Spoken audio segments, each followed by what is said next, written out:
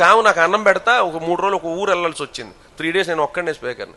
భోజనం పెడతా. నేను ఆ రోజు సీరియల్ గురించి మొదలెట్టే మొత్తం ఏకదంపుడికి పగలం. ఇది చెప్పిన తర్వాత వాళ్ళ ఇంటికాడ నేను స్టేయింగ్. పెద్దవిడ అన్నం పెట్టింది, కూర గరిట్లో పెట్టి అడుగుతున్నాను, సీరియల్ చూడకూడదని దేవుడు ఎక్కడని చెప్పాడా అందావిడ. పెద్ద పునీత మరియమ్మని ఒక రాత్రి ఇలా ప్రత్యక్షమై, అమ్మా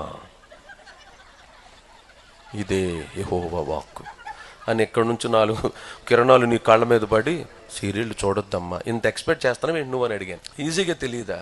అల్లరితో కూడిన ఆటపాట్లని, మనుషుల్ని భావోద్వేగాల వైపు నడిపించేటువంటి భయంకరమైన స్థితిని, ప్రేమల వైపు, వ్యభిచారం వైపు, జారత్వం వైపు ఒక్కొక్క పోస్టర్ చూస్తా ఉంటే, ఏమంటే రోడ్లంటే వెళుతున్నప్పుడు ఆ పోస్టర్ చూస్తా ఉంటే ఓ సమాజం ఒక మంచి న్యూస్ ఇవ్వాల్సింది పోయి అలాంటివి చూపిస్తా ఉంటే రేకెత్తించబడి నేను కూడా ఇలా చేయాలనే ఆలోచన కలగజేసే భయంకరమైన కార్యాలను తెలియదా? దానివల్ల లేనిపోయినటువంటి ఎమోషన్స్ పుట్టించేవి కాదా? అది అంత అబద్ధం కాదా? నీకు తెలియదా? అబద్ధం మాట్లాడడం మాత్రమే పాపం కాదు, అబద్ధాన్ని చూడడం కూడా పాపమే. సీరియల్కి అడిక్ట్ అయిపోయి, అబద్ధానికి అడిక్ట్ అయిపోయి, వాటిలోనే ఆ భ్రమలోనే బ్రతికేస్తూ నిజానికి సత్యానికి దూరమై, వాక్యంలో రాయబడుతున్న మాట, ఆయనే సత్యం చెప్పండి, ఆయనే మార్గము చెప్పండి, ఆయనే సత్యము చెప్పండి, ఆయనే జీవము, ఆయన ద్వారా తప్ప మరి ఏది లేదని వాక్యం చెప్తుంటే, సత్యమైన క్రీస్తుని విడిచిపెట్టడం అంటే అసత్యం వైపు వెళ్ళడం కాదా?